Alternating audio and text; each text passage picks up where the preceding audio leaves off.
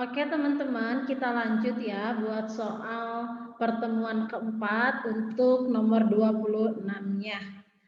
Pertanyaannya adalah lambang untuk penulisan air ketuban di partograf adalah seorang perempuan usia 26 tahun G1P0A0 datang ke BPM dengan keluhan keluar lendir bercampur darah dan mules-mules. Setelah dilakukan pemeriksaan oleh bidan, didapatkan hasil pembukaan 8 cm, hisnya 3 kali dalam 10 menit, lamanya 30 detik, dan ketubannya masih utuh. Oke, lambangnya adalah, di sini keywordnya adalah ketuban masih utuh. Kita di partograf harus menulisnya seperti apa ya teman-teman? Apakah U, J, M, D, atau K? Jawaban yang tepat adalah yang A, yaitu ditulis dengan lambang U. Artinya ketubannya utuh. Kalau J artinya ketubannya jernih, berarti sudah ada keluar ketuban. Kalau M, mekonea, sudah keluar ketuban tapi tidak jernih, sudah bercampur dengan mekonea. Kalau D, darah, artinya ketuban yang keluar sudah bercampur dengan darah. Atau yang K, ketubannya sudah kering, tidak ada sama sekali ya teman-teman. Nomor 27. Oke, pertanyaannya adalah tindakan apakah yang harus dilakukan bidan? Seorang perempuan melahirkan bayi di BPM 15 menit yang lalu dan telah dilakukan penyuntikan oksitosin. Akan tetapi plasenta belum lahir. Artinya di sini teman-teman masih punya 15 menit kedua untuk berharap plasentanya bisa lahir. Setelah 15 menit diberikan oksitosin pertama tapi belum lahir juga, artinya teman-teman harus memberikan oksitosin yang kedua. Jadi jawaban yang tepat adalah yang A, pemberian oksitosin kedua. Oke, lanjut nomor 28. Apakah presentasi janin berdasarkan hasil pemeriksaan dalam? Oke, apa ya hasil pemeriksaannya? Seorang perempuan usia 24 tahun G1P0A0 datang ke BPM dengan keluhan keluar lendir bercampur darah sejak semalam. Hasil pemeriksaan tanda-tanda vital dalam batas normal, palpasi abdomen sesuai dengan usia kehamilan, hisnya 2 kali dalam 10 menit, lamanya 30 detik, dan pembukaannya 3 cm. Porsio tebal lunak, teraba muka, mulut, dan rahang. Dan ketubannya positif. Oke, apakah presentasi dahi, presentasi muka, presentasi ganda, kepala, atau bokong? Jelas ya, di sini di PT-nya aja udah ada teraba muka, mulut, dan rahang. Jadi presentasinya adalah yang B, presentasi muka. Oke, lanjut nomor 29. Apakah diagnosa kemungkinan pada ibu tersebut? Seorang perempuan usia 25 tahun G2P1A0, ini salah. Kehamilan 28 minggu datang ke BPM dengan keluhan nyeri perut bagian bawah dan mual muntah. Hasil pemeriksaan tekanan darah 110/70, suhu 37,8 dan nadi 80 kali per menit, respirasi 20 kali per menit. Palpasi abdomen dan keadaan janin normal, ada nyeri lepas sebelah kanan perut dan tidak ada pengeluaran darah per vagina. Apa diagnosanya teman-teman? Apakah peritonitis akut, peritonitis, appendicitis, amnionitis, atau metritis? Kita lihat di sini. Palpasi abdomen dan keadaan janinnya normal, artinya nggak ada apa-apa sama kehamilannya. Tapi ada nyeri lepas sebelah kanan perut. Apa yang harus kita curigai adalah terjadinya kemungkinan appendix. Jadi jawabannya tepat adalah yang C, appendicitis. Nyerinya khas sekali di bagian kanan perut. Ini adalah usia kehamilannya 28 minggu. Untuk menyingkirkan KET sangat mungkin karena untuk KET jarang sekali yang bertahan sampai 28 minggu. Jadi sehingga yang paling suspek adalah yang C, appendicitis. Oke, lanjut nomor 30. Apakah diagnosa pada ibu tersebut? Seorang perempuan 24 tahun G1P0A0, hamilnya 39 minggu, datang ke BPM dengan keluhan mengeluarkan cairan dari jalan lahir sejak 1 jam yang lalu dan berlangsung terus-menerus. Belum mengeluarkan lendir bercampur darah. Hasil pemeriksaan keadaan umum baik dan tanda-tanda vital normal. TFU-nya 40 cm, PUKA divergen, dan DJJ 136 kali per menit. Hasil pemeriksaan dalam, porsium tebal lunak dan belum ada pembukaan. Oke, diagnosanya apa teman-teman? Keluar ketuban tapi belum ada tanda-tanda persalinan. Apakah KPD? KPD, infeksi, tanda-tanda infartu, perdarahan, atau hipertensi. Selama pengeluaran ketuban belum disertai dengan tanda-tanda persalinan, maka itu kita sebutnya dengan KPD atau ketuban pecah dini. Jawaban yang tepat adalah yang A. Lanjut untuk nomor 31, infeksi uterus setelah persalinan merupakan salah satu penyebab terbesar kematian pada ibu yang disebut dengan apakah A. atonia uteri, metritis, placenta previa, solusio placenta, atau gangguan pembekuan darah. Jawaban yang tepat adalah yang metritis. Karena apa? Karena atonia uteri bukan bukan jenis infeksi uterus, tapi atonia uteri adalah ketidakmampuan uterus untuk berkontraksi. Kalau placenta previa adalah implantasi plasenta yang menutupi jalan lahir, solusio placenta adalah lepasnya plasenta dari tempat implantasi sebelum waktunya, atau yang ini yang terakhir adalah gangguan pembekuan darah juga bukan merupakan jenis infeksi, sehingga jawaban yang tepat adalah yang metritis. Oke, lanjut nomor 32. Di bawah ini yang tidak termasuk dari gambaran klinis miometritis. Oke, tadi kan sudah disinggung di atas bahwa miometritis adalah salah satu infeksi uterus. Oke, tanda-tandanya apa nih teman-teman? Apakah yang kecuali yang tidak termasuk ya? Berarti A. Nyeri perut bagian bawah, lohea yang purulen, bengkak menjalar ke payudara secara bertahap, perdarahan pervaginam, atau shock, sepsis maupun hemoragik. Jawaban yang tepat adalah yang C. Bengkak menjalar ke payudara secara bertahap. Karena memang yang namanya infeksi akan menimbulkan sebuah nyeri. Di sini ada nyeri perut bagian bawah. Ataupun lohea yang purulen salah satu indikasi terjadinya infeksi. Perdarahan pervaginam, ya bisa terjadi, ya, yang bisa berakumulasi menjadi shock, ataupun sepsis, ataupun hemoragik. Disimpulkan di choice yang E ya teman-teman. Jadi jawaban yang tepat adalah yang C. Soal nomor 33, penyebab terjadinya infeksi pada luka perineum dan luka abdominal kecuali kurangnya tindakan aseptik saat melakukan penjahitan. Jelas, ini menjadi salah satu pintu utama terjadinya infeksi karena tidak diperhatikannya tindakan aseptik selama proses hekting. Yang B, kurangnya menjaga kebersihan setelah melahirkan. Ini juga penting banget ya teman-teman. Kalau ibunya tidak memperhatikan kebersihannya, personal hygiene ataupun lingkungannya, akan memungkinkan terjadinya infeksi.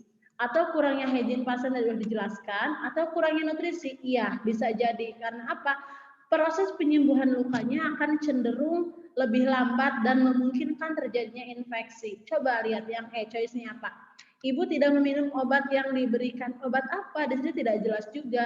Kalaupun antibiotik yang tidak diminum bisa jadi. Tapi kita lihat choice-nya yang lebih memungkinkan adalah yang E dibanding yang A, B, C, dan D.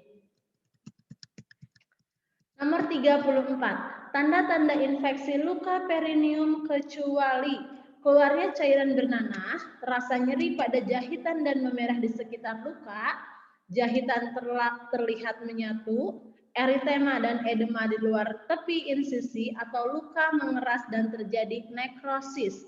Ini sama hampir mirip ya dengan soal yang sebelumnya yang masih seputar tanda-tanda infeksi. Kalau cairan bernanah atau pus, ya salah satu tanda adanya infeksi. Kalau yang ini terasa nyeri pada jahitan dan memerah di sekitar luka, iya ini juga tanda infeksi yang bukan adalah yang C. Jahitan terlihat menyatu, justru bukan tanda infeksi, justru itu adalah tanda bahwa keadaan lukanya baik-baik saja dan tidak terjadi infeksi. Oke, kita lanjut nomor 35, sorry, ininya sedikit ini ya. Apakah penkes yang tepat diberikan bidan untuk mengatasi keluhan tersebut? Seorang perempuan postpartum 6 hari datang ke PMB, mengeluh panas dan pusing sejak 3 hari yang lalu dan merasa nyeri pada luka jahitan perineum. Tidak ada nanah dari hasil pemeriksaan fisik didapatkan, tekanan darah 100/70, suhu 38 derajat Celcius, respirasi 21 kali per menit, nadi 75 kali per menit. Apakah Penkes yang tepatnya? Apakah Penkes gizi pada ibu nifas, Penkes perawatan tali pusat, Penkes menyusui yang benar, Penkes personal hygiene, atau Penkes perawatan payudara? Oke, di soal dikatakan tidak ada pengeluaran pus, tapi ibunya mengeluh panas dan pusing, sehingga didapatkan data objektifnya pun relevan bahwa suhunya 38 derajat Celcius. Apakah ini memungkinkan terjadinya infeksi lebih lanjut? Bisa saja. Sehingga apa? Untuk mencegah hal itu tidak terjadi atau menanggulangi secara dini, teman-teman yang bisa lakukan Penkes yang diberikan adalah memberikan Penkes tentang personal hygiene. Karena bagaimanapun kalau udah di rumah sudah tidak di lingkungan tenaga kesehatan lagi, yang menjadi kunci utamanya adalah keadaan kebersihan ibu. Berbeda ketika sedang berada di rumah sakit, ada di PMB, sedang diberikan tindakan, jelas itu adalah yang utama adalah tindakan aseptik. Oke, lanjut nomor 37. Infeksi dari kasus di atas disebabkan karena adanya mikroorganisme, jelas ya. Salah satu penyebab infeksi adalah adanya Streptococcus. Oh, sorry, ini ada yang kelewat kayaknya nomor 36 dulu ya teman-teman. Sorry.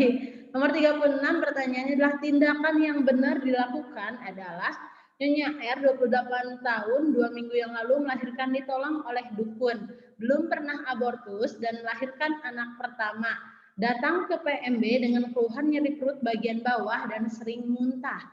Hasil pemeriksaan bising usus tidak ada, perut kembung dan terabak tegang.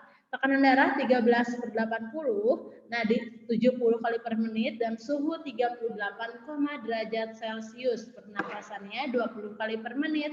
Tindakan yang benar apa nih teman-teman? Ibunya mengeluh nyeri perut bagian bawah dan sering muntah. Bising usus tidak ada, perut kembung dan teraba tegang, serta suhunya 38,2 derajat Celcius. Apalagi riwayatnya beliau lahir di dukun. Artinya tidak adanya tindakan aseptik yang terjamin sehingga memungkinkan terjadinya infeksi. Apa nih teman-teman yang diberikan? Oke. Apakah A, metronidazole 500 mg per IP setiap 6 jam, atau metronidazolnya 500 mg per IP setiap 8 jam, atau memberikan gentamicin 2 mg per kilogram berat badan, dosisnya tunggal per hari, atau memberikan ampicillin 1 gram kemudian 2 gram setiap 6 jam, atau yang memberikan ampicillin 2 gram kemudian 1 gram setiap 8 jam. Oke, ini nice to know aja ya teman-teman, karena ini biasanya diberikan di rumah sakit, tidak di PMB, adalah dengan memberikan metronidazole 500 mg per IP setiap 8 jam. Oke, infeksi dari kasus di atas disebabkan karena adanya mikroorganisme. Oke, ini khas sekali ya. Kita belajar mikroorganisme penyebab infeksi, salah satunya adalah Streptococcus. Karena apa? Sebelumnya lahirnya pun di dukun ya teman-teman. Ingat tidak ada tindakan aseptik yang terjamin. Oke, nomor 38. Faktor penyebab pada kasus Nyonya C adalah paritas, faktor yang tidak diketahui, persalinan yang tidak aman, persalinan lama, atau makanan. Ya, jawaban yang tepat adalah yang C, persalinan yang tidak aman karena bersalin di non-kesehatan, yaitu di dukun. Oke, lanjut nomor 39-nya.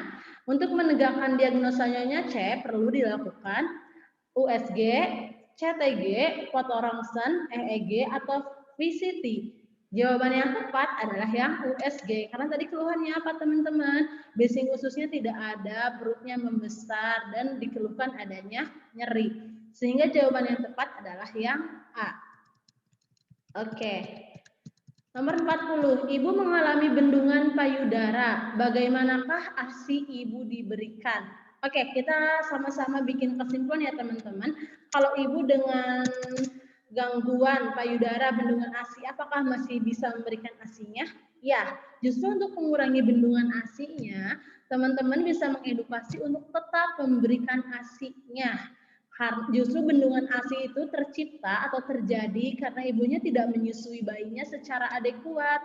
Jadi jawaban yang tepat adalah yang C, susukan sesering mungkin. Jangan dihentikan, terus aja dimimikan ya. Kalau bisa bantu dengan pumping. Oke, lanjut nomor 41. Berikut adalah penyakit yang membutuhkan imunisasi dalam upaya pencegahannya, kecuali teman-teman. A. Tetanus neonatorum, apakah ada imunisasinya? Ada. Kalau influenza, ada imunisasi influenza? Ada. Kalau pertusis ada. Kita kenal dengan istilah DPT ya. Kalau malaria, oke, lihat dulu yang E. Campak ada nggak? Ada. Bayi 9 bulan dikasih imunisasi apa teman-teman? Campak ya. Jadi yang nggak ada imunisasinya adalah yang malaria. Jawaban yang tepatnya adalah yang D. Lanjut nomor 42. Dosis pemberian imunisasi BCG adalah ini udah paten ya, udah emang rumusnya dari sana segini teman-teman. Ini perlu diingat dan dipahami bahwa dosisnya adalah 0,05 ml. Jadi jawaban yang tepatnya adalah yang E. Lanjut nomor 43, pemberian ASI dilakukan sedini mungkin tanpa disertai makanan tambahan apapun. ASI diberikan sedini mungkin yaitu, ayo teman-teman ingat-ingat lagi nih, apa yang dimaksud dengan ASI diberikan sedini mungkin? Apakah 2 jam pasca kelahiran, 1 jam pasca kelahiran, setelah pemotongan dan pengikatan tali pusat, setelah 30 menit kelahiran, atau setelah 45 menit kelahiran? Karena sedini mungkin artinya langsung tanpa diberikan jeda waktu. Ketika bayinya lahir normal, langsung diberikan IMD ke ibunya. Ingat, inisiasi menyusu dini. Jadi, yang dimaksud soal berikut adalah ASI diberikan sedini mungkin itu adalah setelah pemotongan dan pengikatan tali pusat. Jawabannya adalah C. Lanjut nomor 45. Balita yang mengalami tuberkulosa primer dijumpai gejala sebagai berikut. A. Rewel. B. Mudah sakit. C. Demam. E. Susah tidur atau beristirahat. Atau yang D. Tadi ada yang lewat ya. Berat badan turun. Teman-teman, salah satu yang khas pada tuberkulosa penyakitnya adalah selain rewel, mudah sakit, demam, susah tidur adalah berat badan bayi yang terus turun. Sehingga apabila balita tersebut mengalami tuberkulosa primer akan sangat memungkinkan berat badannya susah naik bahkan cenderung turun. Sehingga jawaban yang tepat adalah yang D, berat badannya turun. Nomor 46. Salah satu gerak halus dalam tumbuh kembang anak adalah A. Duduk, B. Menjimpit, C. Berbahasa, D. Tidur, atau E. Berdiri. Jawabannya adalah yang B. Menjimpit. Karena apa teman-teman? Coba ingat-ingat di sini. Gerak halus artinya yang membutuhkan otot-otot kecil seminimal mungkin, bukan menggunakan otot yang terlalu besar ya, tidak membutuhkan effort yang lebih gitu. Jadi jawaban yang tepatnya adalah yang B, menjimpit. Oke, nomor 47, imunisasi campak diberikan pada bayi berusia 9 bulan. Imunisasi campak dapat dilakukan dengan cara A. Intravena, B. Intrakutan, C. Intramuskular, D. Subkutan, atau E. Per oral. Oke, campak usianya 9 bulan. Tadi dosisnya berapa teman-teman? Ingat 0,05 ml. Dan cara penggunaannya, bukan penggunaan maksudnya. Cara pemberiannya adalah dengan cara subkutan atau SC dalam ya teman-teman, kita ininya nama lainnya. Sehingga jawaban tepatnya adalah D. Oke, lanjut nomor 48. Pola penyakit bayi dan balita yang menduduki peringkat pertama di Indonesia adalah A. Difteri, B. Pertusis, C. Diabetes, D. Diare, atau ISPA yang E. Jawaban yang tepat adalah yang E. ISPA. Berdasarkan laporan penyakit menular dan tidak menular di Indonesia, cenderung yang terjadi pada bayi dan balita yang terus-menerus menduduki peringkat pertama adalah yang ISPA, teman-teman. Jawabannya yang E ya. Oke, nomor 49. Ikterus pada bayi baru lahir dapat bersifat fisiologis dan patologis. Ikterus fisiologis muncul pada saat A. 6 jam setelah bayi lahir, B. 20 jam setelah bayi lahir, C. 24 jam setelah bayi lahir, D. Hari kedua atau hari ketiga setelah bayi lahir, atau yang E. Hari ke-10 setelah bayi lahir. Oke, ikterus fisiologis adalah ikterus yang mulai muncul pada hari kedua atau hari ketiga setelah bayi lahir dan mulai menghilang secara perlahan pada minggu pertama kelahiran ataupun sampai 10 hari pertama kelahiran. Jadi apa artinya teman-teman? Ketika ikterus itu muncul dalam 24 jam pertama kelahiran, artinya itu adalah ikterus yang patologis. Ataupun ikterus yang mulai muncul setelah 10 hari kelahiran, itu pun adalah hal yang patologis. Jadi jawaban yang tepat adalah yang D. Hari kedua atau hari ketiga setelah bayi lahir, ikterusnya mulai muncul. Oke, lanjut nomor 50. Ibu postpartum diperbolehkan untuk melakukan mobilisasi dini, berdiri, dan berjalan-jalan pada masa pemulihan yang disebut A. Pra-purpurium, artinya sebelum ya, B. Purpurium dini, atau C. Purpurium late post, atau D. Purpurium intermedial, atau E. Purpurium lanjutan. Jawaban yang tepat untuk melakukan mobilisasi dini, berdiri, dan berjalan pada masa pemulihan adalah purpurium dini, yaitu yang B. Oke ya teman-teman. Alhamdulillah soal nomor 1 sampai 50 untuk pertemuan keempat sudah selesai disampaikan. Kalau teman-teman ada yang kurang paham ataupun ada sanggahan, ada jawaban yang saya paparkan ternyata keliru berdasarkan teman-teman baca-baca lagi bukunya ataupun teman-teman ada evidence base terbaru yang belum terupgrade di sini, boleh banget teman-teman nambahin di kolom komentar ataupun di grup kita bisa private chat ya teman-teman. Oke, makasih teman-teman buat perhatiannya. Tetap jaga ikhtiarnya, maksimalkan latihan soalnya. Pokoknya kita usahakan jangan sampai menyesal karena tidak melakukan persiapan sematang mungkin. Oke, makasih teman-teman. Assalamualaikum warahmatullahi wabarakatuh.